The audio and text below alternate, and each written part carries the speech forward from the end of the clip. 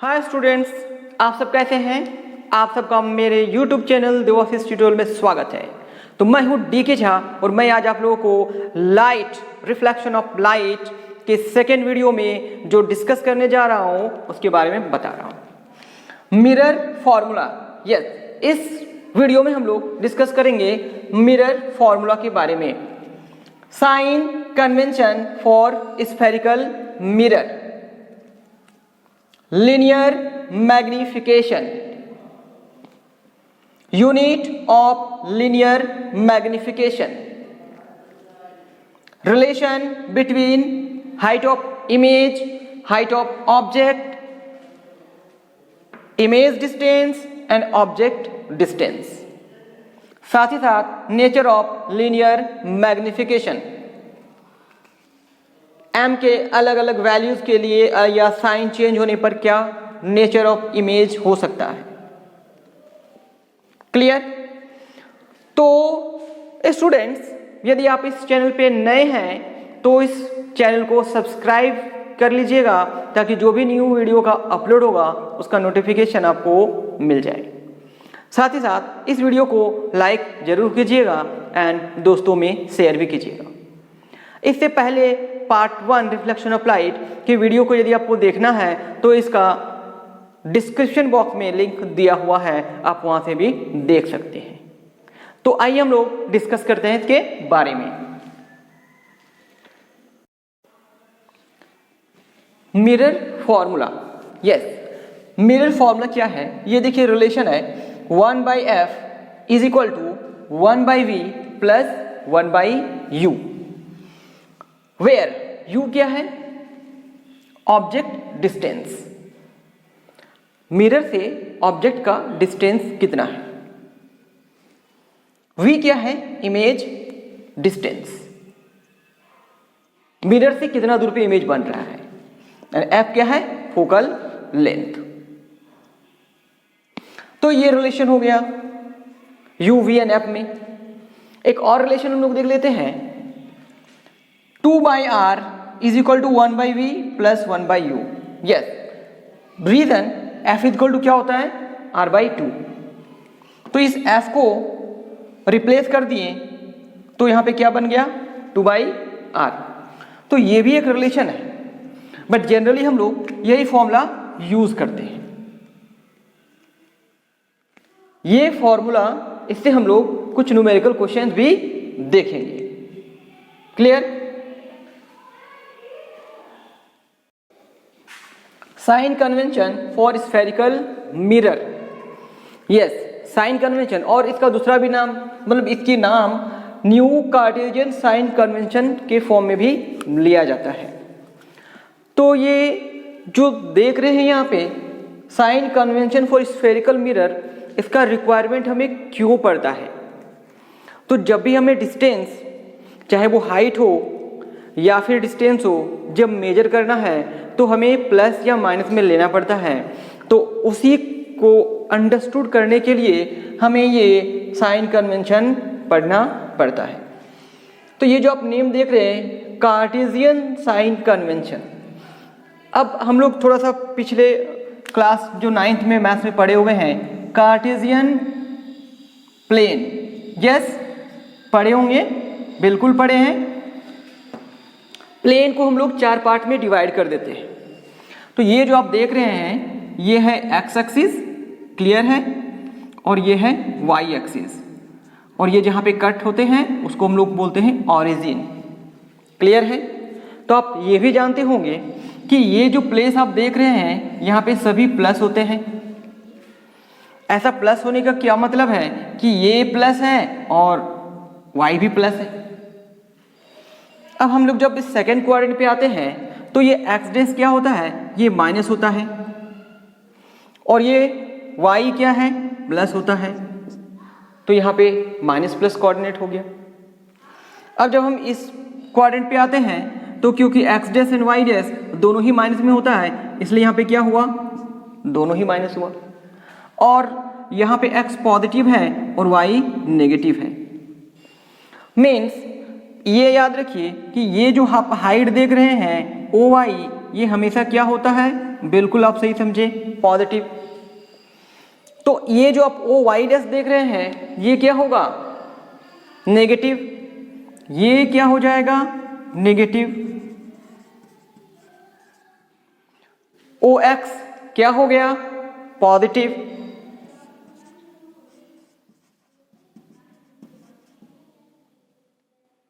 And ये जो ओ x dash देख रहे हैं ये क्या हो गया, नेगेटिव।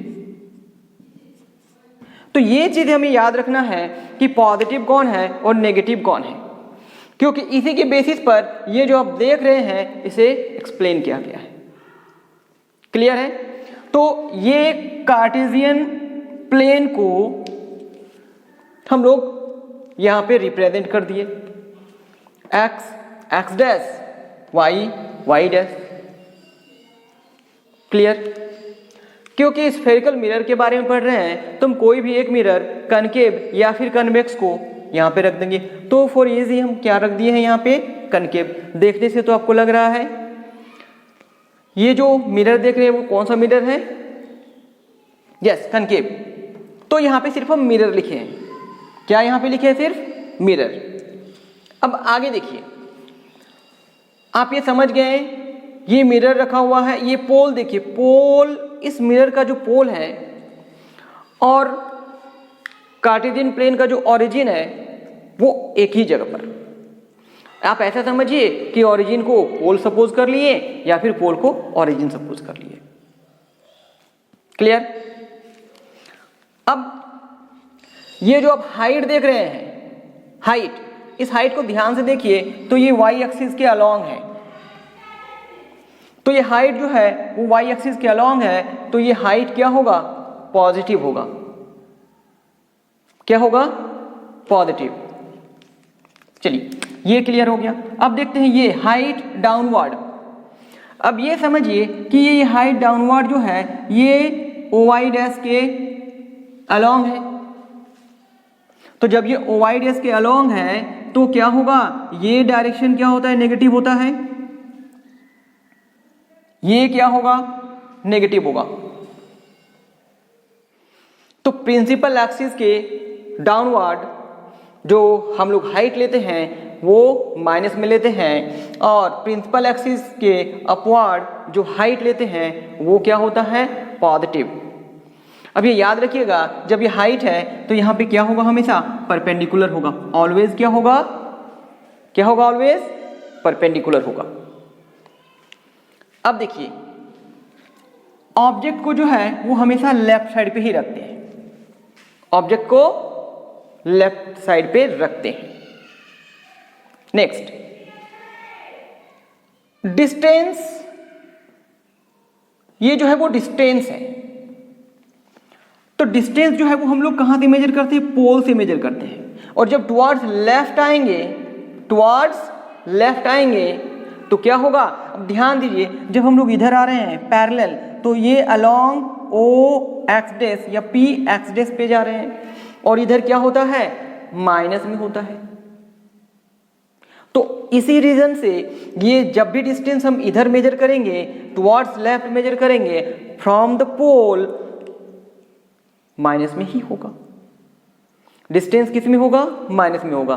पोल से लेफ्ट साइड पे यदि हम कोई डिस्टेंस मेजर करते हैं तो वो किस में होगा, पोल वो जो किस में होगा, वो माइनस में होगा। ओके।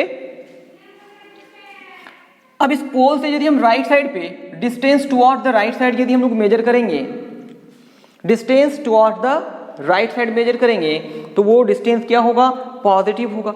पॉजिटिव क्यों होगा, ये देखिए इसके अलोंग डायरेक्शन आएगा ना, तो ये क्या होता है, पॉजिटिव होता है। और देखिए इंसिडेंट रे का डायरेक्शन किधर होगा, क्योंकि पहले ही ऑब्जेक्ट को हम लेफ्ट साइड पे रखते हैं, तो कोई ऑब्जेक्ट है तो इसी ऑब्जेक्ट से तो रे निकलेगा ना,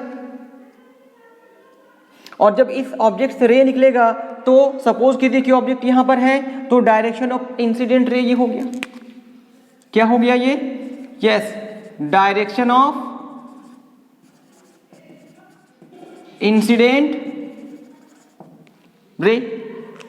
तो फर्स्ट ऑफ ऑल ये समझना है, और इसी के बेसिस पर ये जो रिटेन है वो हम लोग क्लियर करेंगे कि क्या है साइन कन्वेंशन और इसका नाम ऐसे क्यों रखा गया, न्यू कार्टेशियन साइन कन्वेंशन।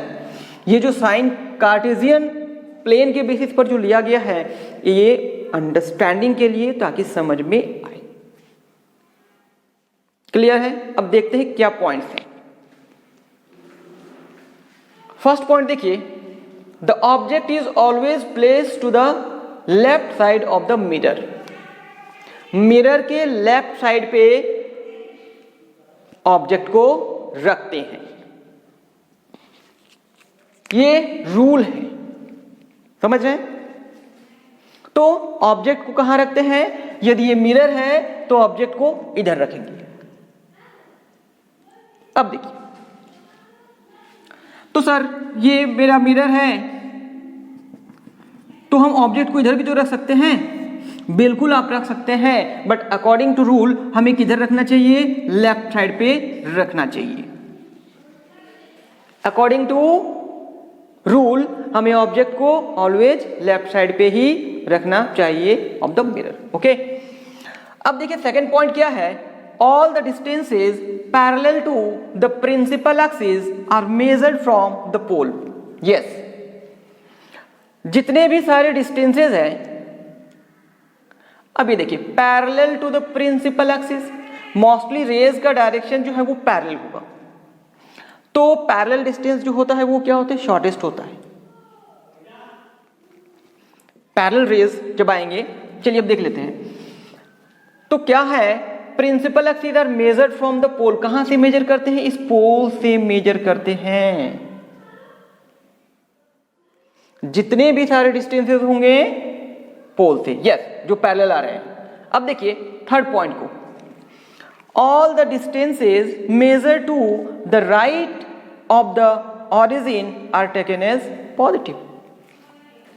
इस पोल से यदि हम राइट साइड पे मेजर करेंगे डिस्टेंस को, तो आप देखिए ये डिस्टेंस मेजर करने के लिए अलोंग OX या PX जा रहे हैं ना, तो इधर क्या होता है? प्लस, तो यही लिखा हुआ है पॉजिटिव। अब आगे के पॉइंट को देख लेते हैं, all the distances measure to the left of the origin are taken as negative. Origin means pole के लेफ्ट साइड यदि हम डिस्टेंस को मेजर करेंगे, ओरिजिन के लेफ्ट साइड यदि हम डिस्टेंस को मेजर करेंगे तो वो क्या होगा? माइनस में होगा। क्या होगा? माइनस में होगा। All the distances measure to the left of the origin are taken as negative. Clear है? नेक्स्ट पॉइंट देखिए, distances measured perpendicular to and above the principal axis are taken as positive. Yes, यदि हमें कोई height measure करना है, principal axis पे वो perpendicular है और ये अपवर्ड में है, प्रिंसिपल एक्सिस के ऊपर है। यस, क्या बोले? प्रिंसिपल एक्सिस ये है, इस पर परपेंडिकुलर होना चाहिए, और यदि हम हाइट अपवर्ड की ओर मेजर कर रहे हैं, ऊपर की तरफ मेजर कर रहे हैं, तो ये हाइट क्या होगा? हमेशा प्लस में होगा। ये हाइट हमेशा क्या होगा? प्लस में होगा। और नेक्स्ट पॉइंट को देखते हैं कि distances measured perpendicular to and below the principal axis are taken as negative. ये प्रिंसिपल एक्सिस है, परपेंडिकुलर है और नीचे ले रहे हैं। यदि हमें कोई हाइट नीचे मेजर करना है प्रिंसिपल एक्सिस के, तो वो किस में होगा? माइनस में होगा। तो ये जो प्लस माइनस का कंडीशन है, तो आपको ये याद रखना होगा यदि आप न्यूमेरिकल्स क्वेश्चन को बनाना चाहते हैं, यदि आप कोई कंफ्यूज नहीं करना चाहते हैं। अब मोस्ट ऑफ द स्टूडेंट क्या करते हैं कि ये साइन कन्वेंशन को याद नहीं करते या समझते नहीं है। आप समझ भी जाएंगे तो भी काम चलेगा, और इसके न्यूमेरिकल्स को बनाना स्टार्ट करते हैं और फिर वो साइन प्लस माइनस में फंस जाते हैं और फाइनली उनका बन नहीं पाता है।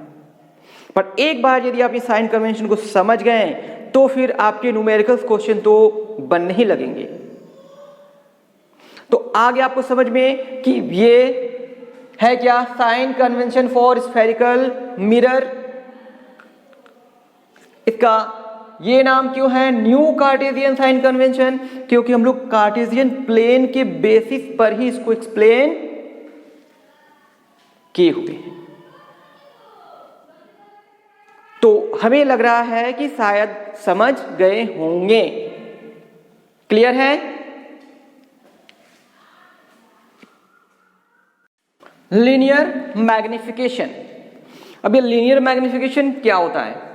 देखिए, the ratio of height of the image to the height of object is called linear magnification.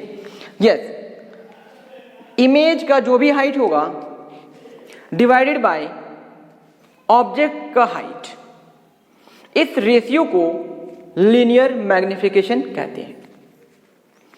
इसको डिनोट करने के लिए स्मॉल m लेटर का यूटिलाइज करते हैं। तो m इज इक्वल टू क्या हो गया? HI/HO। ये HI क्या है? HI मीन्स हो गया हाइट, और ये समझने के लिए I लिखते हैं सो दैट क्लियर हो जाएगा कि ये इमेज है। और ये HO क्यों लिखते हैं? क्योंकि ये हो गया हाइट। किसका हाइट हो गया? Height of, yes, object. सही समझिए। HI का क्या मतलब हुआ? Height of image. And HO का क्या मतलब हुआ? Height of object.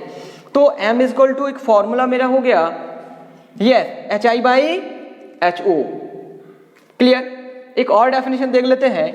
The ratio of distance of image to the distance of object with minus sign. Yes, suppose कीजिए कि ये मिरर है, यहां पे ऑब्जेक्ट है और इसका डिस्टेंस u है, और सपोज कीजिए कि इधर इमेज बना हुआ है और ये डिस्टेंस v है। तो इसके हेल्प से भी हम लोग m का वैल्यू निकाल सकते हैं। यस, तो क्या हो गया? m is equal to minus v/u। m is equal to क्या? तो मेरे पास m का दो फॉर्मूला हो गया, m is equal to HI/HO and m is equal to minus v/u। तो अकॉर्डिंग टू कंडीशन हम लोग इसका यूटिलाइज कर लेते हैं।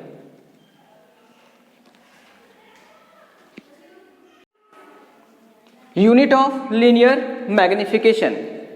तो लीनियर मैग्निफिकेशन ठीक है, तो अब हमें इसके यूनिट पता करना है कि यूनिट क्या होता है लीनियर मैग्निफिकेशन का। यस, तो लीनियर मैग्निफिकेशन का there is no any unit of linear magnification. Linear magnification का कोई यूनिट नहीं है। तो अच्छा, तो क्यों नहीं है लीनियर मैग्निफिकेशन का? तो चलिए हम लोग देख लेते हैं कि m इज इक्वल टू क्या बताए थे ना, HI/HO, हाइट ऑफ इमेज। तो हाइट ऑफ इमेज सपोज कीजिए कि वो सेंटीमीटर में 5 सेंटीमीटर, और हाइट ऑफ ऑब्जेक्ट ये भी है, ये 7 सेंटीमीटर। तो सेंटीमीटर और सेंटीमीटर क्या होगा? यूनिट क्या होगा? ये है 7 सेंटीमीटर सपोज कीजिए, और ये है 5 सेंटीमीटर। तो कुछ बचा क्या यूनिट में? नहीं बचा ना। Yes, because it is the ratio of two similar quantities. Similar quantities का क्या है? ये रेशियो है, तो यूनिट कुछ नहीं बचेगा। यस, तो जब भी क्वेश्चन आएगा कि यूनिट ऑफ लीनियर मैग्निफिकेशन क्या होता है, उसे छोड़ना नहीं है, मीन्स लिखना होगा आपको इन सेंटेंस, और रीजन पूछ दिया गया तो आप समझ गए होंगे। क्लियर? आगे देखते हैं। रिलेशन क्या है?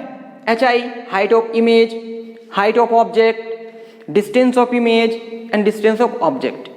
तो देखिए, हम लोग तो पढ़े थे कि m is equal to HI/HO होता है, एंड दूसरा फिर क्या पढ़े थे कि m is equal to minus v/u हो गया। अब जब दोनों को एक साथ इक्वेट करेंगे तो हमें क्या मिलेगा? HI/HO is equal to minus v/u। Yes, means ये 4 क्वांटिटी तो आप देख रहे हैं, इसमें से यदि कोई 3 आपके पास है तो आप चौथे को निकाल सकते हैं। इस 4 क्वांटिटीज में यदि कोई 3 आपके पास प्रेजेंट है तो आप निकाल सकते हैं 4th को। क्लियर? तो आप समझ गए होंगे रिलेशन।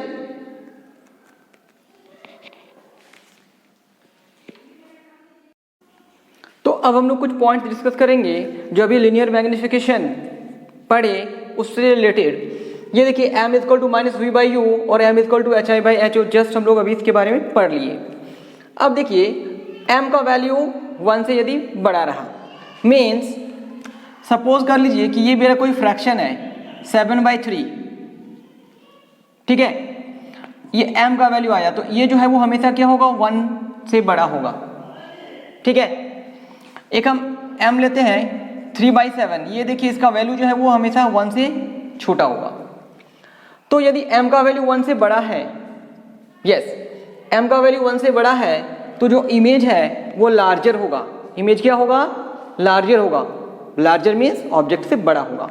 देखिए ध्यान से, ये m का वैल्यू 1 से बड़ा है तो ये 7 होगा, ये 3 होगा, मीन्स फॉर अंडरस्टैंडिंग, तो ये ऊपर बड़ा है नीचे छोटा हुआ ना, तो हाइट ऑफ इमेज क्या हो जाएगा, larger than height of object. Okay, यदि m का वैल्यू 1 से छोटा हो जाए, m का वैल्यू 1 से छोटा हो जाएगा, इन दिस केस क्या हो सकता है कि जो इमेज है वो छोटा बनेगा। देखिए m का वैल्यू 1 से छोटा है तो ऊपर का वैल्यू कम होना चाहिए। आगे देखते हैं, यदि m का वैल्यू 1 हो जाए, m का वैल्यू 1 कब होगा, ये या तो 3/3 होगा या तो 7/7 होगा, तभी तो ये 1 आएगा। इन दिस केस जो इमेज साइज है एंड ऑब्जेक्ट साइज है वो दोनों क्या होगा, इक्वल होगा। यस, m का वैल्यू 1 हो जाता है तो क्या होगा, size of image as well as size of object, yes, equal.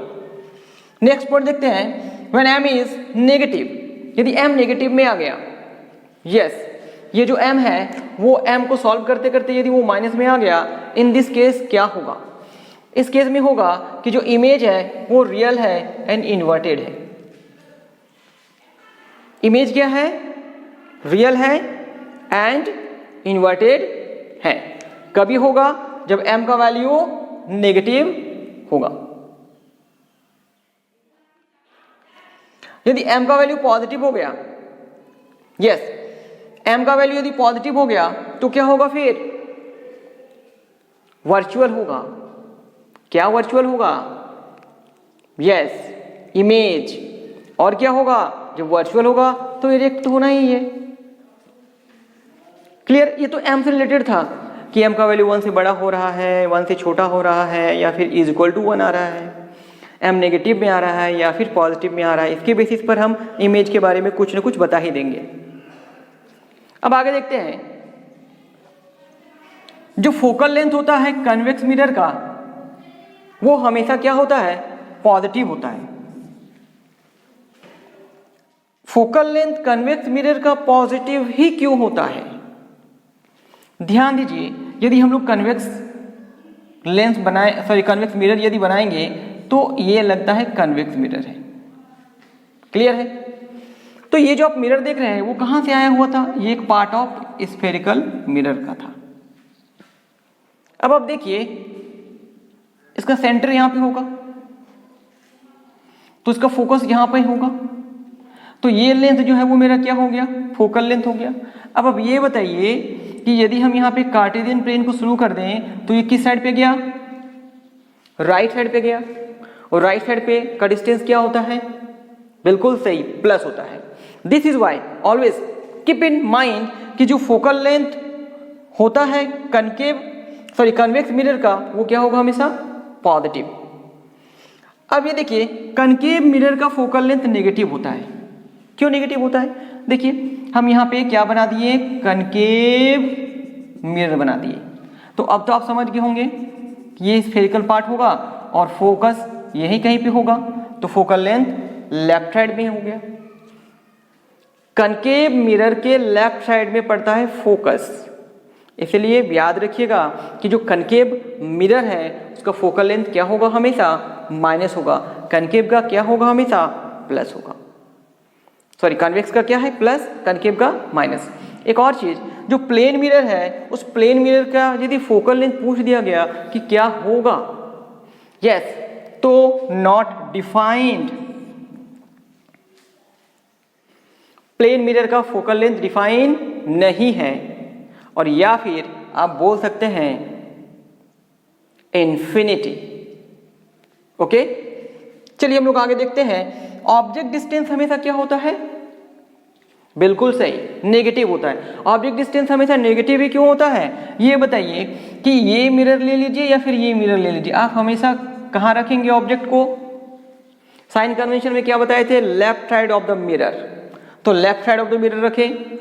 और जब हम यहाँ से मेजर करेंगे इस पोल से डिस्टेंस, तो क्या आएगा, नेगेटिव आएगा।